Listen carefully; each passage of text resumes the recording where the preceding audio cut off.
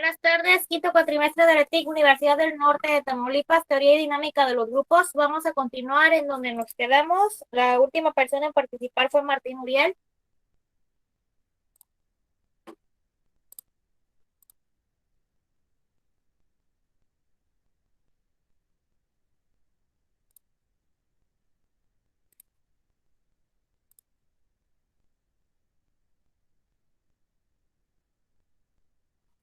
Ok, Martín, ¿le diste lectura a esta o a la anterior?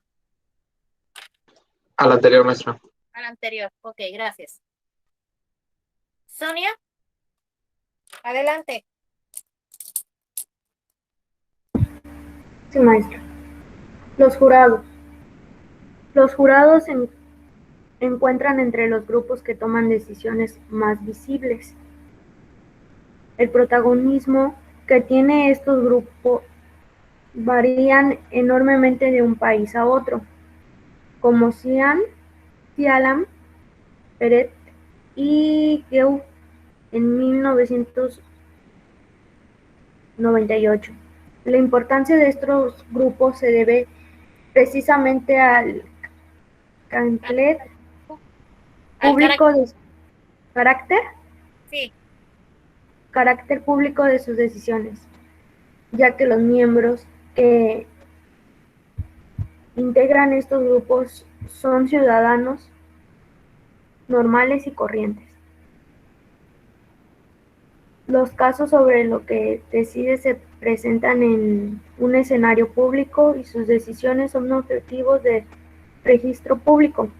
Estas características hacen que este grupo sea el blanco de elogios y de críticas, sin mencionar la carga ideológica que existe en tomar a sus detractores y defensores sobre su utilización en la justicia. muy bien. ¿Qué nos dice esto, Sonia? Um, ¿Cómo pues, se desenvuelve el grupo de los jurados? pues yo creo que a veces por ser un jurado cree que se tiene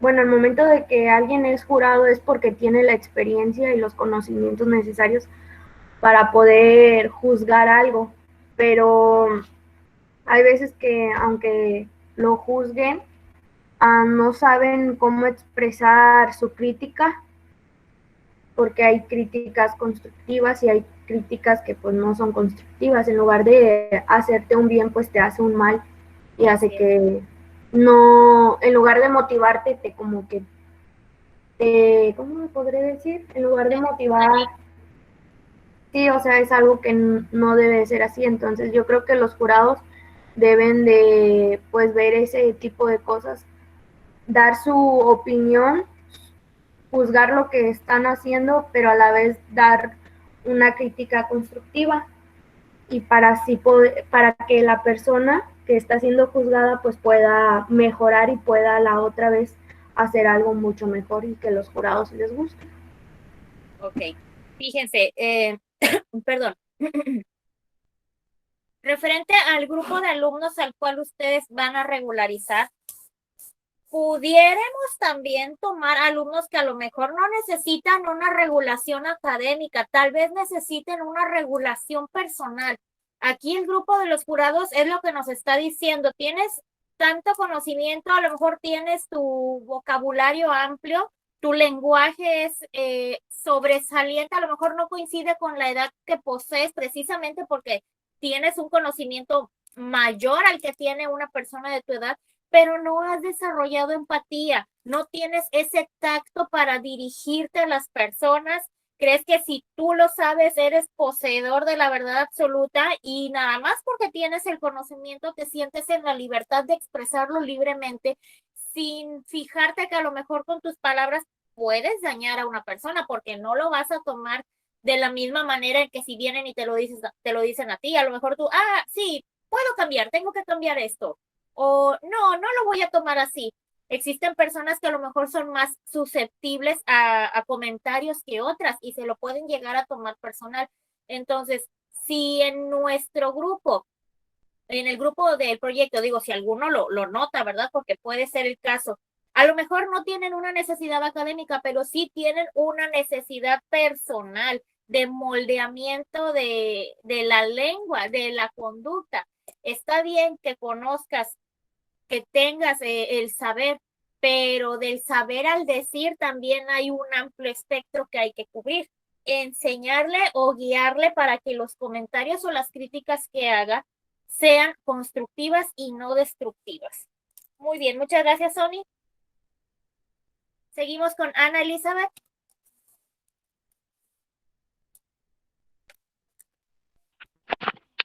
Equipos deportivos. Este tipo de grupos, por las características tan peculiares que presentan y por la relevancia que actualmente tienen, merecen, aunque sea brevemente, que los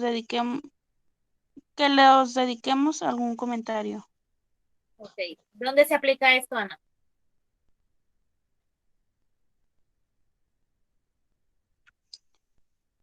Por ejemplo, pues equipos deportivos, pues en las escuelas cuando hay competencias o algo, o merecen como que también la atención, por ejemplo, los profesores de educación física, y pues comentarios buenos, no de que negativos o algo, pues los motivan.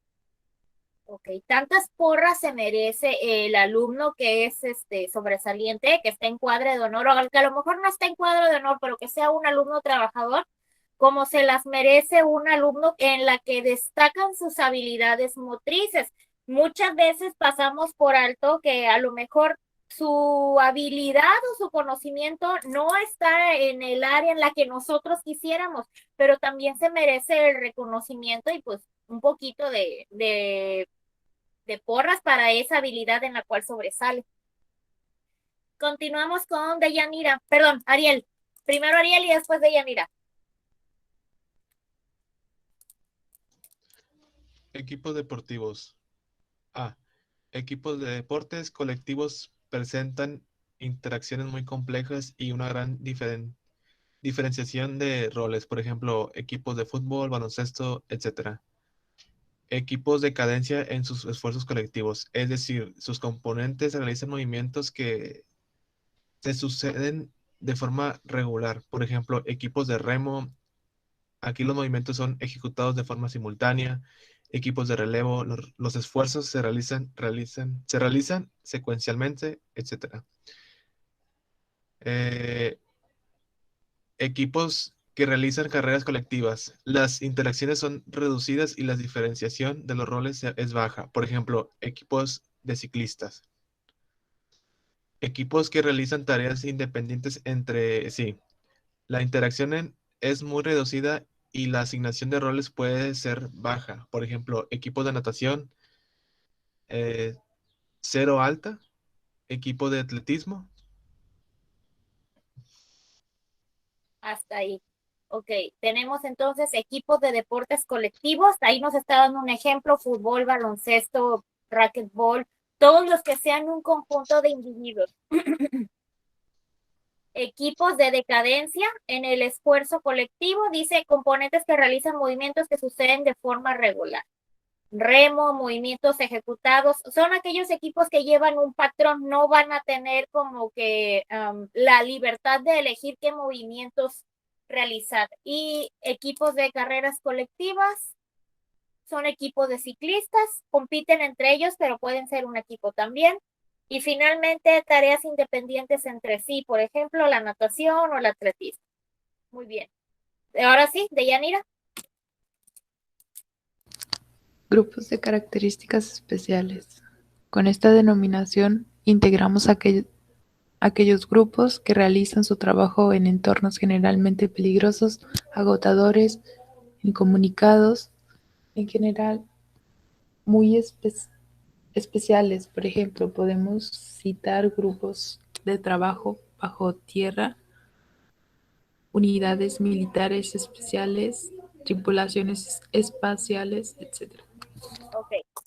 perdón, este fue un ejemplo de un adulto, pero ubicándonos en el contexto escolar de Yanira, ¿cuál sería un grupo con características especiales?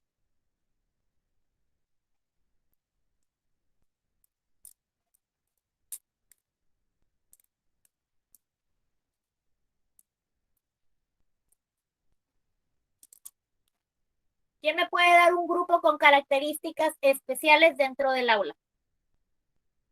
Martín.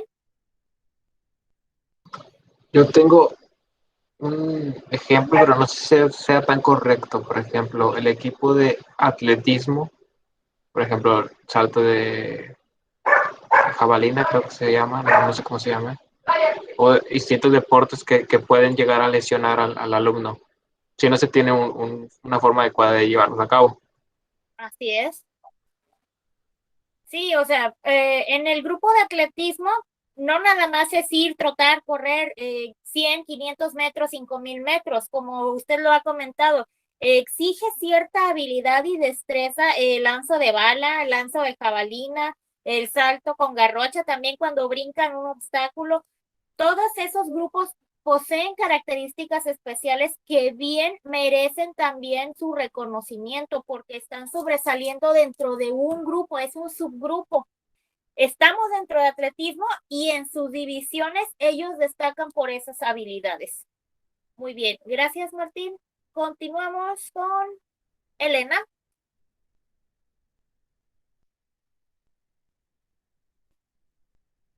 No, esta no. Acabamos de regresar del receso. Esta sí, Elena. 2.1 Características de los grupos. Algunas de las características que se encuentran en cualquier grupo son: 1. La identificación. Debe ser identificable por sus miembros y por los que no lo son. 2. La estructura. Cada integrante ocupa una posición que se le relaciona con las posiciones de los otros. 3. Los roles. Cada miembro participa desempeñando sus roles sociales. 4. La interacción. Las acciones recíprocas son las que permiten el funcionamiento del mismo. 5. Las normas y valores. Son ciertas pautas de comportamiento que regulan la relación entre sus miembros. 6. Los objetivos e intereses. Todos los miembros participan movidos por intereses u objetivos, consideran que la relación grupal favorece el logro de ellos. 7. La permanencia. Los grupos deben tener cierta permanencia en el tiempo. Ok, esas características que acaba de mencionar tienen que incluirlas dentro de su proyecto, hacer un breve estudio y mencionar la identificación, la estructura, los roles, la interacción, las normas y valores, objetivos, intereses y permanencia, todo lo que observaron dentro del tiempo de trabajo que le establecieron a ese proyecto, lo van a plasmar en su reporte y mencionar cada una de estas características. Gracias, Elena. Jonathan, continuamos con usted. Con gusto. 2.2. Los estudios de la interacción humana. Interacción humana es el nombre dado al conjunto de relaciones que se da en los individuos de una sociedad, la cual tiene grados de órdenes jerárquicos. La interacción humana se basa principalmente en los vínculos existentes entre los miembros de la sociedad, gracias a la comunicación, que puede ser de diversos tipos: visual o comunicación no verbal, lenguaje isicónico, lenguaje de las imágenes, que incluye no solo la apariencia física, imagen corporal, sino también los movimientos, las señales, la lingüística, chats, comunicación oral, afectiva y también los lenguajes creados a partir del desarrollo de las sociedades complejas, lenguaje político, económico, gestual, etc. Muy bien. Dice, estudios de la interacción humana. ¿Qué significa esto, Jonathan?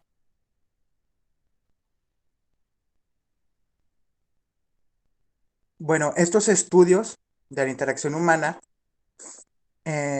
tratan de explicar cómo mediante la comunicación se han creado los vínculos entre los miembros de la sociedad. Y nos muestran en esta diapositiva una gran variedad de lenguajes o de formas de comunicarnos, dando a entender que nuestras interacciones con los demás se basan en la comunicación. No vas a poder lograr entablar una relación duradera o mínimo una relación si no te comunicas con esa persona, si no conoces sus puntos de vista, si no conoces su cosmovisión, si no la conoces. Y al conocer al otro necesitamos intercambiar las ideas mediante la comunicación y sus derivados. Es decir, en pocas palabras, me fui muy lejos. La comunicación nos permite interactuar con los demás miembros de la sociedad. Ok, Jonathan, fíjense, algo que nos pudiera pasar a nosotros como adultos, y me digo adultos porque yo soy un poquito más grande que ustedes, algunos 10, 15 años más, a nosotros como adultos, a mí me pasa, por ejemplo, tiendo como que a clasificar a las personas. A lo mejor pienso que porque comparten una ideología, que comparten la misma vestimenta, ciertas señales, cierto lenguaje, ya forman parte de un grupo. Pero muchas veces no es así. Muchas veces sí, por el simplemente hecho de agradar, están reunidos, pero fuera de que compartan la misma ropa, la misma música o a veces hasta la ideología, no son los mejores compañeros y tienen cierto conflicto en relacionarse con esa persona porque a lo mejor ya pisaron el terreno de la comunicación, pero la personalidad, la manera de ser o la actitud no es compatible independientemente de la apariencia física, que es lo que nos está mostrando aquí, de su imagen corporal, de cómo se expresa. Muy nos gustará la misma banda, la misma ropa, la misma serie de televisión, pero dista mucho de mis intereses personales, de la manera en la que yo me expreso o de cómo me integro a la sociedad. Entonces, a eso se dedica la interacción humana, en clasificar y desmentir algunos de esos mitos que a lo mejor tenemos nosotros que creemos que porque estamos frente al grupo ya nos la sabemos todas, y la verdad es que no. La verdad es que independientemente de todos esos rasgos, la persona individual tiene su propia ideología y no podemos más allá de compartir eso. Podemos sí compartir los mismos pensamientos, pero no la misma ropa. O sea, no quiere decir que porque nos guste lo mismo, seamos de la misma sabiduría. Muy bien, gracias, Jonathan. Continuamos con Martín.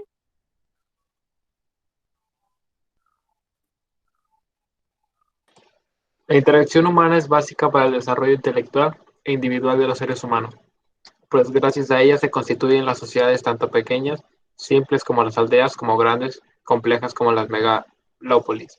Para que pueda hablarse de relaciones humanas es necesario que se vinculen por medio de interacciones. Se facilita por medio de palabras, gestos y otros símbolos que han adquirido significados convencionalizados entre todos los productos comunes de la sociedad que participan en una cultura común, estructurada por un conjunto de partes interrelacionadas dentro de la estructura social y se define por el estatus, roles, grupos e instituciones. Ok. Martín. Sí, maestra.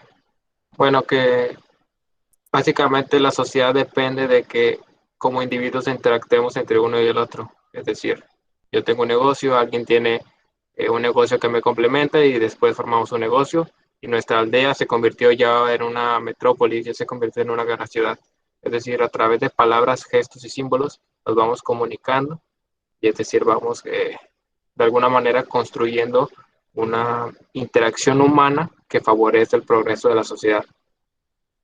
Ok, Martín, muy bien, muchas gracias.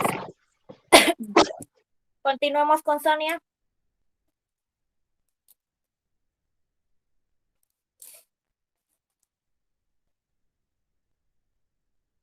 ¿Yo, maestra? Sí, por favor. Diversas aportaciones técnicas. Jacob L. Moreno.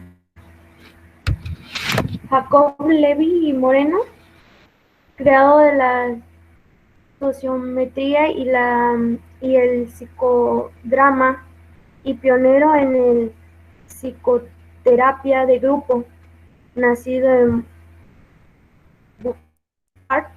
Rumian en 1889. Desarrolló sus ideas en Viena a la sombra de Freud, psicoanálisis, y luego emigró en Estados Unidos, donde fue centro de controversias como lo había sido en Europa. Moreno, en los bosques de Viena, reunía a los niños y les contaba cuentos, haciéndolos dramatizar las diferentes personajes, animales y personas.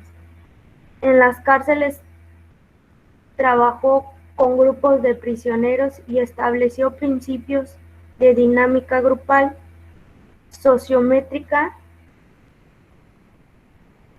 indagando las modalidades de interacción que se deben entre los reclusos. Organizó las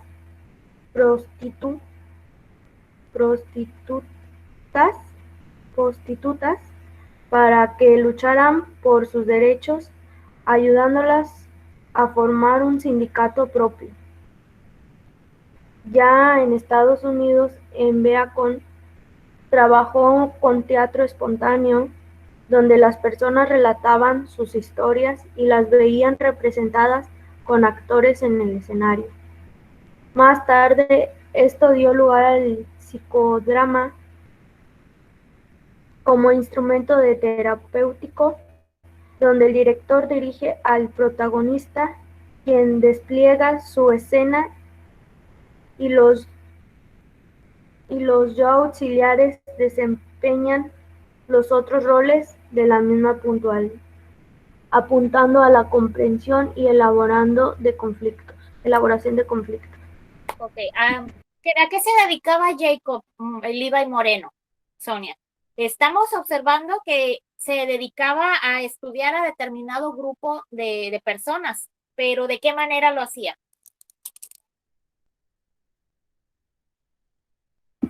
Mediante terapias, Ajá. hacía ¿Qué tipo grupos de terapias. Pues aquí vi que decía que con los de la cárcel hacía como, bueno, en el bosque juntaba niños y les contaba cuentos, haciéndoles como pues la dramática de los cuentos, ¿no? Sobre los personajes. Me imagino que iba haciendo para que los niños fueran imaginando más sobre la historia, no nada más vieran el texto sin monitos y eso. Así es. ¿Qué más? Y pues también dice que en la cárcel trabajó con los reclutas y hizo también grupos, como terapia de grupo, Así es. para Mire, ok, síguele. para que me imagino que se fueran incorporando más, ¿no? Y trataran de hacer algo nuevo, tratar de cambiar las personalidades, ¿no? Así es. Sí, para allá iba. Fíjense, él comenzó dramatizando con niños en el bosque. A cada uno le otorgaba un rol y utilizaban por medio del teatro la expresión de sus emociones. Muchas personas o la mayor parte de los científicos, los que se dedican al área de la psicología, no pasaban de estudiar a niños, animales, personas o poblaciones que se encontraban en un medio, si se le puede decir, normal dentro de la sociedad. Pero personas como Jacob Levi se dedicaban a observar a personas que no se integraban a la sociedad. ¿Y por qué no se integraban? Eso era lo que tenía que descubrir por medio de la dramatización. Si había algo que no habían podido expresar de la manera en la que comúnmente estábamos acostumbrados nosotros a interactuar, dentro de él les daba como herramienta esta alternativa, el uso de la dramatización, para que por medio del teatro pudieran expresar eso que les aquejaba y de alguna manera adaptarlo a la sociedad y adaptarlo controlándolo, porque muchas veces tenían problemas que no se podían arreglar simplemente con terapia, ya involucraba el uso de la medicina psiquiátrica. Ok, hasta ahí, Sonia. Continuamos con Ana Elizabeth.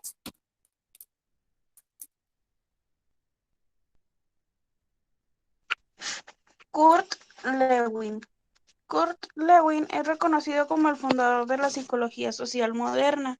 Contribuyó al desarrollo de la psicología de la Gestalt de manera significativa.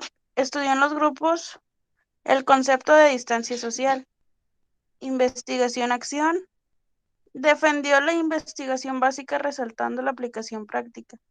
La teoría del campo formulada por Lewin afirma que las variaciones individuales del comportamiento humano con relación a la norma son condicionadas por la tensión entre las percepciones que el individuo tiene de sí mismo y del ambiente psicológico en el que se sitúa, el espacio vital. Esta teoría afirma que es imposible conocer el comportamiento humano fuera de su entorno, de su ambiente. La conducta ha de entenderse como una constelación de variables interdependientes, las cuales formarían el campo dinámico. Fue creador del concepto de dinámica de grupos, sobre el que afirmó: el grupo es un todo emergente que es más que la suma de lo que pueden hacer sus participantes de forma separada. Ok, ¿qué nos decía Corluí? Bueno, él afirma que las variaciones individuales del comportamiento humano son identificadas por el entorno, por las percepciones que toma el individuo hacia el entorno, o sea, de lo que se rodea. Ok. Y que ¿Se expresará de la misma manera el ser humano cambiando su contexto? no, toman diferentes posiciones. Exacto. ¿Por qué pasará esto, Ana? Pues igual por las conductas que las otras personas con las que se rodea tienen. Así es. No, Por ejemplo, cuando dicen, no es que mi hijo no es así, pero es porque está con su familia y pues, por ejemplo, en la escuela puede comportarse de otra manera.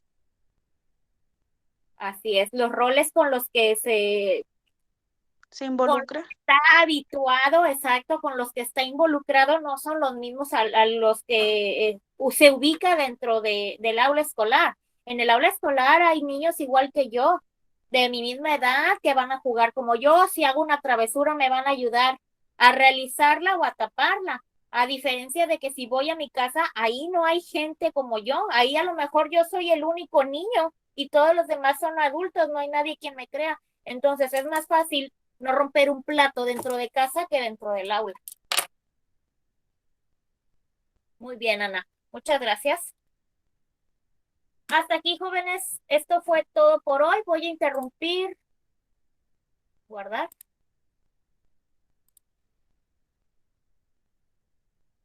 Se interrumpe el material. Me regreso con ustedes.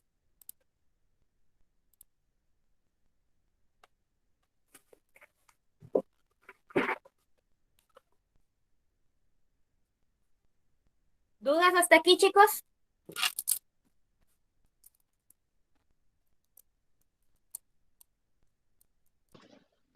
Maestra, ¿tiene algún conocimiento de qué es la psicología de Gestalt? Ajá. O sea, ¿sabe usted qué corresponde a eso? ¿Qué significa? ¿Me lo podría dar? Podemos investigarlo. Te pudiera explicar ahorita algo, pero no quiero darte una... Yo tengo algo como de vago recuerdo también. Yo también tengo un vago recuerdo como... Es como una psicología como para niños, algo así. Ándale, sí, por ahí va. Entonces, no quisiera decirle, trata de así, así, así, así, así, no. Prefiero mejor investigar, darme la memoria y entonces sí darle una opinión personal. Pero podemos hacer lo siguiente, ya que surgió la duda y que yo también como que me quedo la collita.